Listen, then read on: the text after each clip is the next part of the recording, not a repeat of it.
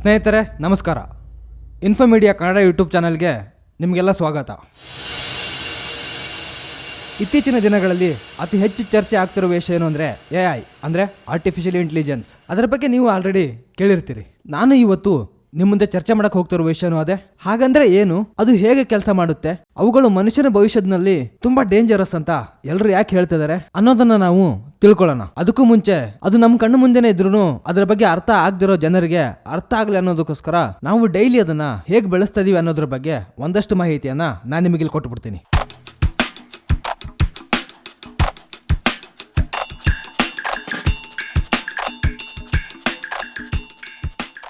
Google ಮ್ಯಾಪ್ನಲ್ಲಿ ನಿಮಗೆ ಯಾವ ರೋಡಲ್ಲಿ ಎಷ್ಟು ಟ್ರಾಫಿಕ್ ಇದೆ ಅಂತ ಹೇಳೋದಕ್ಕೆ ರೆಡ್, ಬ್ಲೂ, ಯೆಲ್ಲೋ ಕಲರ್ಗಳಲ್ಲಿ ಲೈನ್ ತೋರಿಸಿ ನೀವು ಯಾವ ಕಡೆ ಹೋಗಬೇಕು ಅಂತ ಅನ್ನೋದನ್ನ ತಿಳಿಸುತ್ತಲ್ಲ, ಅದೆಲ್ಲ ಆರ್ಟಿಫಿಷಿಯಲ್ ಇಂಟೆಲಿಜೆನ್ಸ್. ನೀವು ಜೊಮ್ಯಾಟೋದಲ್ಲಿ ಆರ್ಡರ್ ಮಾಡಿದಾಗ ಅದು ನಿಮ್ಗೆ ಎಷ್ಟು ಗಂಟೆಗೆ ಬಂದು ಸೇರುತ್ತೆ ಅನ್ನೋದನ್ನ ಅಕ್ಯುರೇಟ್ ಆಗಿ ತೋರಿಸುತ್ತಲ್ಲ, ಅದು ಆರ್ಟಿಫಿಷಿಯಲ್ ಇಂಟೆಲಿಜೆನ್ಸ್.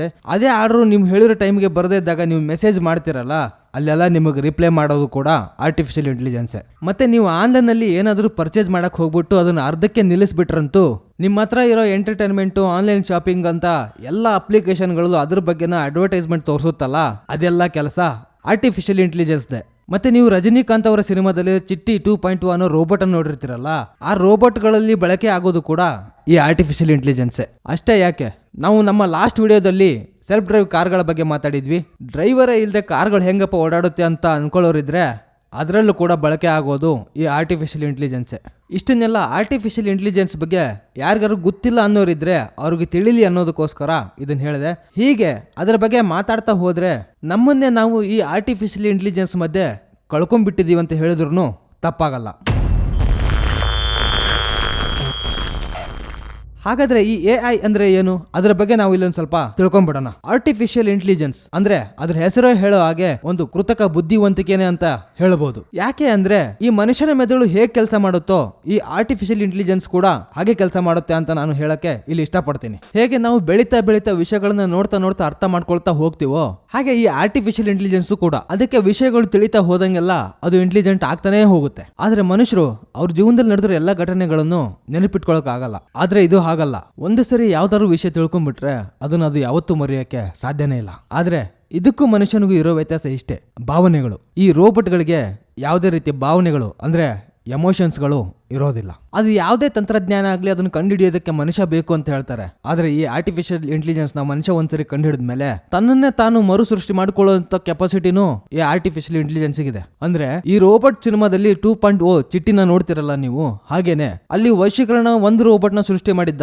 ಆದ್ರೆ ಕ್ಲೈಮ್ಯಾಕ್ಸ್ ಅಲ್ಲಿ ನೋಡ್ತಿರಲ್ಲ, ಅದೆಷ್ಟೋ ಸಾವಿರಾರು ರೋಬೋಟ್ಗಳು ಚಿಟ್ಟಿ ಸಹಾಯಕ್ಕೆ ಅಂತಾನೆ ಬಂದಿರುತ್ತೆ. ಅದೇ ಕಾರಣಕ್ಕೆ ಇಲ್ಲಿ ಎಲ್ಲರೂ ಅಭಿಪ್ರಾಯ ಪಡ್ತಾ ಇದ್ದಾರೆ, ಮನುಷ್ಯನಿಗೆ ಮುಂದೆ ಯಾವತ್ತೋ ಒಂದಿನ ಅಪಾಯವನ್ನು ತರಬಹುದು ಅಂತ ಅನ್ಕೊಳ್ಬಹುದಾದ ಯಾವ್ದಾದ್ರು ತಂತ್ರಜ್ಞಾನ ಇದ್ರೆ ಅದು ಆರ್ಟಿಫಿಷಿಯಲ್ ಇಂಟೆಲಿಜೆನ್ಸ್. ಈ ಆರ್ಟಿಫಿಷಿಯಲ್ ಇಂಟೆಲಿಜೆನ್ಸ್ ಹೇಗೆ ಕೆಲಸ ಮಾಡುತ್ತೆ ಅನ್ನೋದಕ್ಕೆ ನಾನು ನಿಮ್ಗೆ ಈ ವಿಡಿಯೋನ ಕೊನೆಯಲ್ಲಿ ಒಂದು ಎಕ್ಸಾಂಪಲ್ ಅನ್ನ ಕೊಡ್ತೀನಿ. ಅದಕ್ಕೂ ಮುಂಚೆ ಇದರಿಂದ ಆಗೋ ಲಾಭ ನಷ್ಟಗಳೇನು ಅನ್ನೋದ್ರೂ ನಾವಿಲ್ಲಿ ಸ್ವಲ್ಪ ನೋಡಿಬಿಡೋಣ.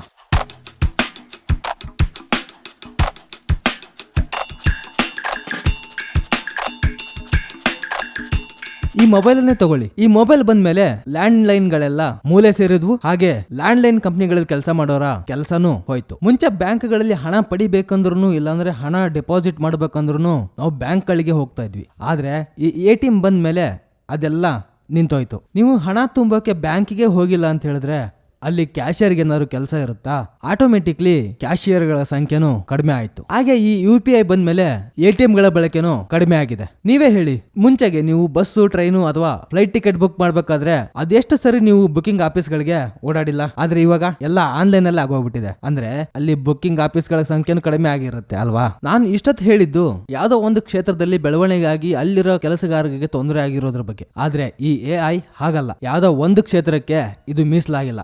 ಬದಲಿಗೆ ಇದು ನೀವು ಯೂಸ್ ಮಾಡೋ ಫೋನು, ಹೋಟೆಲ್ಗಳು, ಬ್ಯಾಂಕ್ಗಳು, automobile industry, medical industry, cinema, ಹೀಗೆ ಎಲ್ಲಾ ಜಾಗದಲ್ಲೂ ಆರ್ಟಿಫಿಷಿಯಲ್ ಇಂಟೆಲಿಜೆನ್ಸ್ ನ ಬಳಕೆ ಶುರುವಾಗಿದೆ. ಇಷ್ಟು ಹೇಳಿದ್ಮೇಲೆ ನಿಮಗೆ ಅರ್ಥ ಆಗಿರುತ್ತೆ, ನೀವೇ ಊಹೆ ಮಾಡ್ಕೊಳ್ಳಿ ಇನ್ನು ಅದೆಷ್ಟು ಕೆಲಸಗಳು ಇದರಿಂದ ಹೋಗೋದಿದೆ ಅಂತ. ಆದ್ರೆ ಮುಂಚೆ ಎಲ್ಲಾ ತಂತ್ರಜ್ಞಾನಗಳು ಬಂದಾಗ್ಲೂ ಈ ಕೆಳವರ್ಗದ ಕೆಲಸಗಾರರು ಮೊದಲು ತಮ್ಮ ಕೆಲಸಗಳನ್ನ ಕಳ್ಕೊತಾ ಇದ್ರು. ಆದ್ರೆ ಆರ್ಟಿಫಿಷಿಯಲ್ ಇಂಟೆಲಿಜೆನ್ಸ್ ನಲ್ಲಿ ಹಾಗಲ್ಲ. ಈ ಡ್ರೈವಿಂಗ್ ಕೆಲಸದಿಂದ ಹಿಡಿದ್ಬಿಟ್ಟು ಸಾಫ್ಟ್ವೇರ್ ಡೆವಲಪ್ ನವರೆಗೂ ಈ ಆರ್ಟಿಫಿಷಿಯಲ್ ಇಂಟೆಲಿಜೆನ್ಸ್ ಕೆಲಸ ಮಾಡ್ತಾ ಇದೆ. ಅದಕ್ಕೆ ಬರೀ ಇಲ್ಲಿ ಕೂಲಿ ಕೆಲಸಗಳಷ್ಟೇ ಅಲ್ಲ, ಅದೆಷ್ಟೋ ಕ್ರಿಯೇಟಿವ್ ಕೆಲಸಗಳು ಕಡಿಮೆ ಆಗ್ತಾವ ಅನ್ನೋದ್ರಲ್ಲಿ ಸಂಶಯನೇ ಇಲ್ಲ. ಇಷ್ಟೆಲ್ಲ ಕೇಳಿದ್ಮೇಲೆ ನಿಮಗೆ ಏನಾದ್ರೂ ಭಯ ಆಗ್ತಾ ಇದ್ರೆ ನಿಮಗೆ ಇದರಲ್ಲಿ ಒಂದು ಒಳ್ಳೆ ಸುದ್ದಿನೂ ನಾನು ಕೊಟ್ಬಿಡ್ತೀನಿ. ಯಾಕಂದ್ರೆ ನಾನು ಯಾವಾಗ್ಲೂ ಹೇಳ್ತಾ ಇರ್ತೀನಿ, ಈ ಟೆಕ್ನಾಲಜಿ ಬೆಳೆದಂಗೆ ಮನುಷ್ಯನಿಗೆ ತೊಂದ್ರೆ, ಹಾಗೆ ಮನುಷ್ಯನಿಗೆ ಲಾಭನೂ ಜಾಸ್ತಿ ಅಂತ ನಾನು ಹೇಳ್ತಾನೆ ಇರ್ತೀನಿ. ವರ್ಲ್ಡ್ ಎಕನಾಮಿಕ್ ಫೋರಂ ನ ಪ್ರಕಾರ ಈ ಆರ್ಟಿಫಿಷಿಯಲ್ ಇಂಟೆಲಿಜೆನ್ಸ್ ನಿಂದ ಸುಮಾರು 85 ಮಿಲಿಯನ್ ಅಷ್ಟು ಕೆಲಸಗಳು ನಷ್ಟವಾದ್ರೆ, ಅದೇ ಆರ್ಟಿಫಿಷಿಯಲ್ ಇಂಟೆಲಿಜೆನ್ಸ್ ನ ತಂತ್ರಜ್ಞಾನದಿಂದ ಸುಮಾರು 97 ಮಿಲಿಯನ್ ಅಷ್ಟು ಕೆಲಸಗಳು ಹುಟ್ಟುಕೋತವೆ ಅಂತ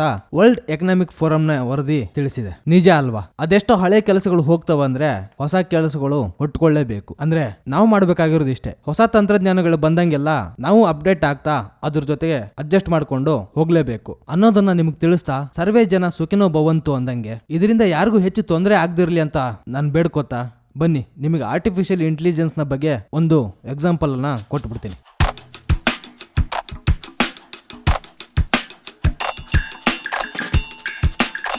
ನೀವು ಇವಾಗ ಇಲ್ಲಿ ನೋಡ್ತಾ ಇದ್ದೀರಲ್ಲ, ಈ ಫೋಟೋ ಒಂದನ್ನ ಕ್ಲಿಕ್ ಮಾಡೋದಕ್ಕೆ ನನ್ನ ಅಂದಾಜಿನ ಪ್ರಕಾರ ಏನೇನೆಲ್ಲ ಬೇಕು ಅನ್ನೋದನ್ನ ನಿಮಗೊಂದ್ಸರಿ ಎಕ್ಸ್ಪ್ಲೈನ್ ಮಾಡ್ಬಿಡ್ತೀನಿ. ಅದಾದ್ಮೇಲೆ ಆರ್ಟಿಫಿಷಿಯಲ್ ಇಂಟೆಲಿಜೆನ್ಸ್ ಅನ್ನೋದು ಎಷ್ಟು ಡೇಂಜರಸ್ ಅನ್ನೋದು ನಿಮಗೆ ಅರ್ಥ ಆಗ್ತಾ ಹೋಗುತ್ತೆ. ಈ ಫೋಟೋದಲ್ಲಿರುವಂತ ಹುಡುಗಿಯ ಲಕ್ಷಣಗಳು ಇರುವಂತ ಹುಡುಗಿಗೆ ಒಂದು ದಿನದ ಫೋಟೋ ಶೂಟಿಗೆ ಏನಿಲ್ಲ ಅಂದ್ರೂ ಕನಿಷ್ಠ 20 ರಿಂದ 30 ಸಾವಿರ ರೂಪಾಯಿಗಳನ್ನ ನಾವು ಕೊಡಬೇಕಾಗತ್ತೆ.